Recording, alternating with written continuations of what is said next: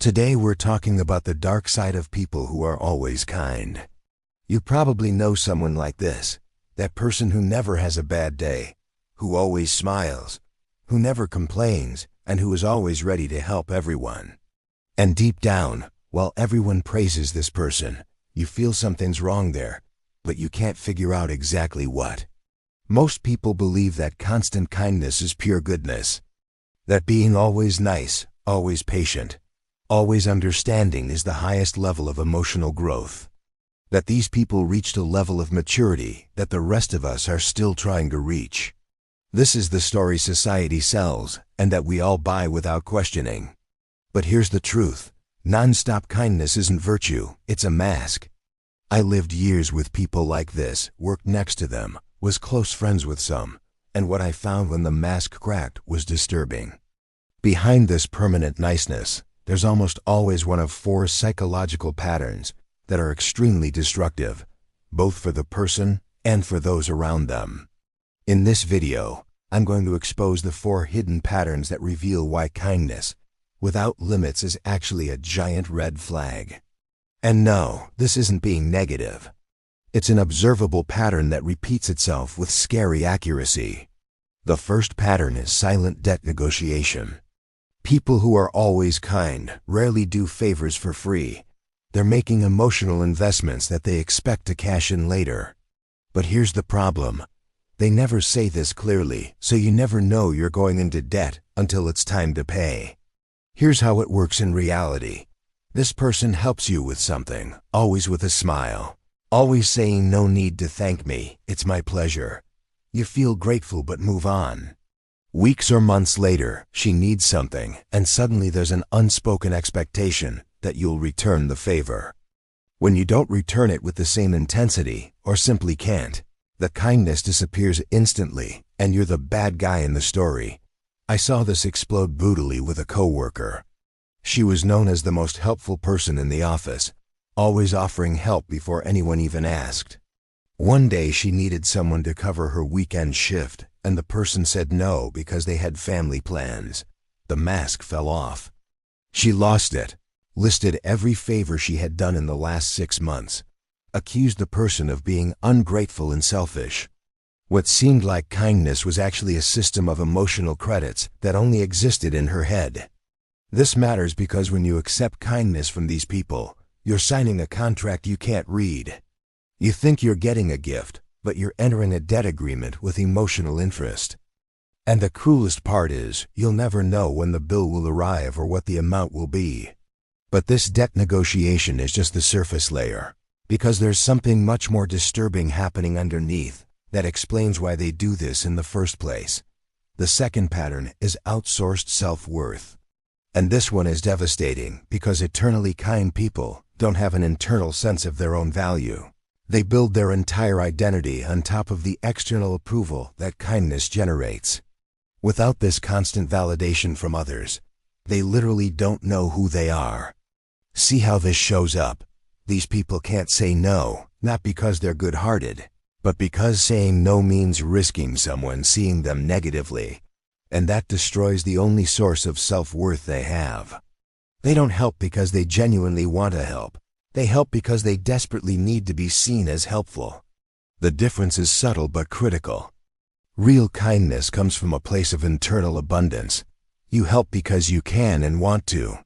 Performative kindness comes from internal scarcity. You help because you need the validation that comes after. And you can identify the difference by watching what happens when the help isn't recognized enough. I watched this closely with a friend. He was that guy who did everything for everyone, always available, always smiling. But I noticed a strange pattern. He was visibly uncomfortable when he was alone, always looking for ways to make himself useful to someone. One day I asked directly why he couldn't just relax, and the answer was honest and sad. When I'm not helping anyone, I feel like I'm worthless. The kindness was addiction, not virtue. What this reveals is scary. These people aren't being kind to you. They're using you as a mirror to feel valuable. You're not the beneficiary of their kindness. You're the tool they use to avoid emotional collapse. And when you don't validate enough, they go into crisis. Now these first two patterns explain the external mechanics, the negotiation and the dependency. But the third goes into really dark territory because it reveals the accumulated anger that's quietly boiling underneath this calm surface. The third pattern is compressed passive-aggressive anger. People who are always kind aren't people who don't feel anger. They're people who never learn to express anger in a healthy way. So they compress, suffocate, and deny this emotion until it comes out in twisted and destructive ways. In practice, it works like this. These people will never confront you directly. They'll never say they're bothered or frustrated. Instead, the anger leaks through jokes, forgetfulness, tone of voice that says one thing but communicates another, or the classic, "it's fine," said in a way that clearly means nothing is fine. I saw this reach absurd levels with a family member. Kindest person you'd meet, unable to complain directly about anything. But over the years I noticed a pattern. When someone disappointed them, strange things started happening. Invitations forgotten, messages unanswered for days, comments seemingly innocent, but that cut exactly where it hurt. When you confronted them, always the same response. "I didn't mean it. You're being too sensitive." This connects with everything because debt negotiation creates unmet expectations. Outsourced self-worth makes validation failure feel like a personal attack. And since these people can't express anger directly, the anger keeps circulating internally and coming out in poisonous ways. The saddest part is this compressed anger doesn't just hurt others. It's destroying these people from the inside. But there's still a fourth pattern that explains why they can't simply stop this and be authentic. The fourth pattern is pathological fear of abandonment. Deep down, eternally kind people operate with a terrifying core belief. If I show who I really am, with anger, boundaries, bad days, and my own needs, everyone will abandon me. So constant kindness isn't generosity, it's emotional survival strategy. See their logic. If I'm always useful, always pleasant, always available, people will need me. And if they need me, they won't leave me. Kindness is the glue they believe prevents abandonment. That's why they can't say no, can't have boundaries, can't be authentic.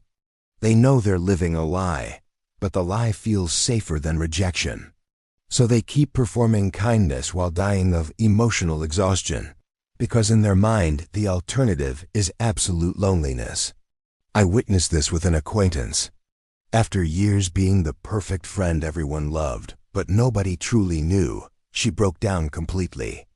Through tears she said, "I'm so scared that if you see my ugly side, you'll realize I'm not special and you'll leave." The kindness was armor. So now you understand the complete system.